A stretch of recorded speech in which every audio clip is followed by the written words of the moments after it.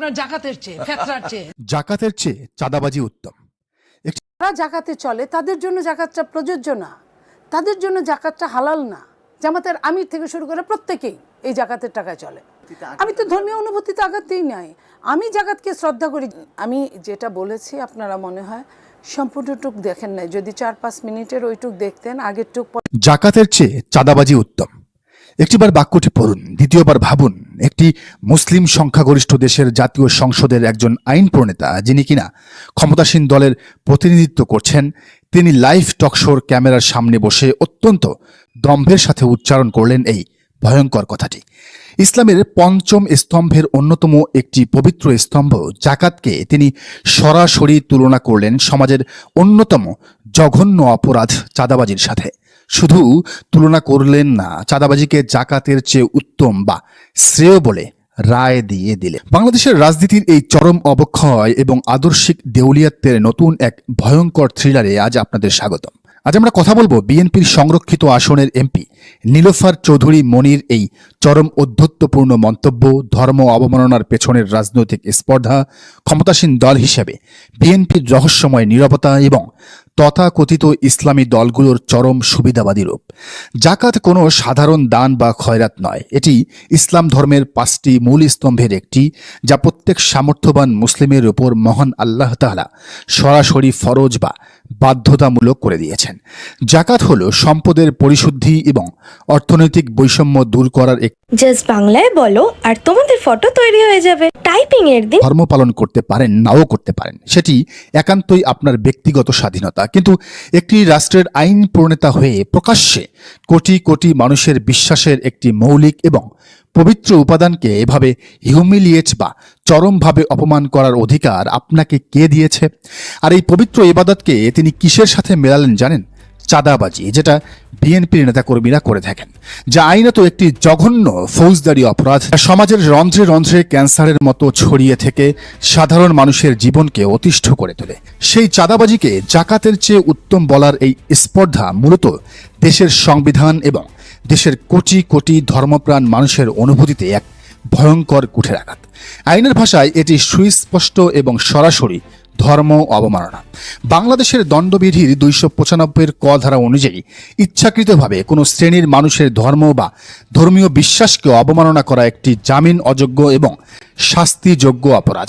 এই একটি মন্তব্যের জন্য নীলোফার চৌধুরী মনির নামে তাৎক্ষণিকভাবে 295 ক ধারায় মামলা হওয়ার কথা ছিল, তাকে গ্রেফতার করার কথা ছিল। কিন্তু মামলা, বিচার বা আইনের শাসন এসব কি আর বর্তমান ক্ষমতাসীন সরকারি দলের এমপির ক্ষেত্রে খাটে? উত্তর হলো না, খাটে না। ক্ষমতার দম্ভে আইন আজ তাদের পকেটে বন্দী। সবচেয়ে ভয়ঙ্কর থ্রিলারটি লুকিয়ে আছে এই ঘটনার পরবর্তী 24 ঘন্টার চিত্রে। একজন সংসদ সদস্য এত বড় একটি স্পর্ধিত এবং ধর্মবিদ্বেষী মন্তব্য করার পর 24 ঘন্টার বেশি সময় পার হয়ে গেছে, কিন্তু ক্ষমতাসীন বিএনপি দলগতভাবে তার বিরুদ্ধে কোনো ব্যবস্থাই নেয়নি। দল থেকে তাকে বহিষ্কার করা তো দূরের কথা, সাধারণ একটি শোকজ বা কারণ দর্শানোর নোটিশ পর্যন্ত দেওয়া হয়নি। অথচ এই বিএনপি শায়েখ আহমদুল্লাহকে জাকাত বোর্ডের সদস্য বানিয়ে তাকে ইন্টারন্যাশনালি জাকাত নিয়ে কাজ করার কথা বলছে। শায়েখ আহমদুল্লাহর এখন উচিত বিএনপিকে বলা যে আপনাদের এই নেত্রী, যিনি জাকাত নিয়ে অবমাননাকর বক্তব্য দিয়েছেন, তাকে আপনারা বহিষ্কার করেন। নেটিজেনরা এবং রাজনৈতিক বিশ্লেষকরা অত্যন্ত ক্ষোভের সাথে বলছেন, বিএনপির ঘাড়ে এখন মূলত শাহবাগী ভূত শক্তভাবে চেপে বসেছে। দলের ভেতরে ডানপন্থী বা ইসলামপন্থী মূল্যবোধে বিশ্বাসীদের সুপরিকল্পিতভাবে সাইডলাইনে ফেলে দিয়ে এমন কিছু মানুষকে সামনে আনা হচ্ছে যাদের মনস্তত্ত্ব চরমভাবে ধর্মবিদ্বেষী। এটি কোনো বিচ্ছিন্ন ঘটনা নয়, একটু পেছনে তাকান।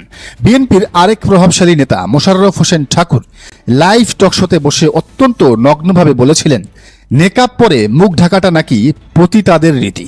একজন মুসলিম নারীর পর্দার বিধানকে সরাসরি পতিতাবৃত্তির সাথে তুলনা করার মতো এমন জঘন্যতম কথা বলার পরও সেই ঠাকুরকে বিএনপি একটি ফুলের টোকাও দেয়নি। তাকে দল থেকে চরম আশকারা দিয়ে লালন পালন করা হচ্ছে।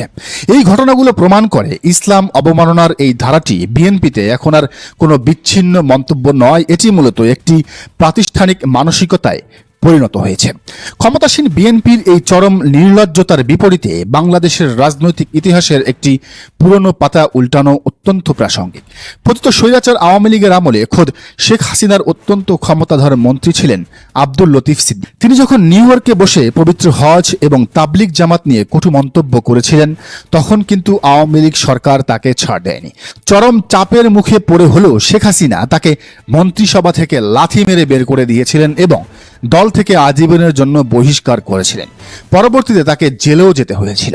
যে আওয়ামী লীগকে আমরা ফেসিস্ট এবং ইসলাম বিদ্বেষী বলে জানি, তারাও যখন তাদের মন্ত্রীর ধর্ম অবমাননার বিরুদ্ধে কঠোর শাস্তিমূলক ব্যবস্থা নিয়েছিল, সেখানে আজ ক্ষমতার মসনদে বসা বিএনপি তাদের এই চুনোপুটি এমপিদের বিরুদ্ধে কোনো ব্যবস্থাই নিচ্ছে না।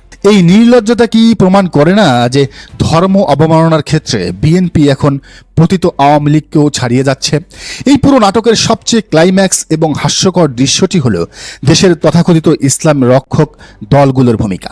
জাকাতকে চাঁদাবাজির চেয়ে নিকৃষ্ট বলার পর দেশের ধর্মপ্রাণ মানুষ যখন ক্ষোভে ফুঁসে, তখন বিএনপির রাজনৈতিক মিত্র এবং শরিক দল জমিয়তে উলামায়ে ইসলাম এবং কওমি অঙ্গনের সবচেয়ে বড় প্ল্যাটফর্ম হেফাজতে ইসলাম কোথায়?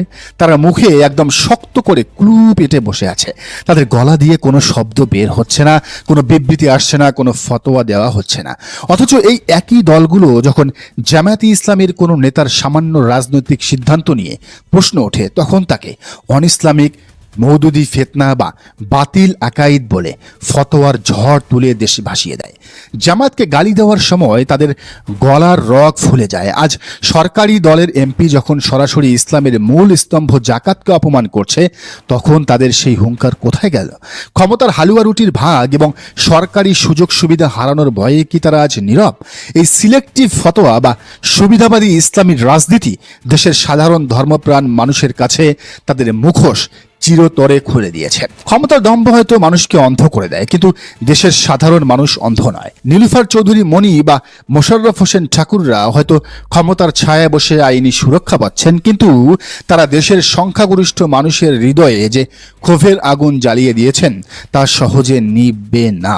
ধর্মপ্রাণ মুসলিমদের এখনও একটি ক্ষীণ প্রত্যাশা রয়েছে, তা হলো বিএনপির শীর্ষ নেতৃত্ব হয়তো হুঁশ ফিরবে এবং নিজেদের রাজনৈতিক অস্তিত্ব বাঁচানোর তাগিদেই এই ধর্মবিদ্বেষীদের বিরুদ্ধে কঠোর সাংগঠনিক এবং আইনি ব্যবস্থা গ্রহণ করবে।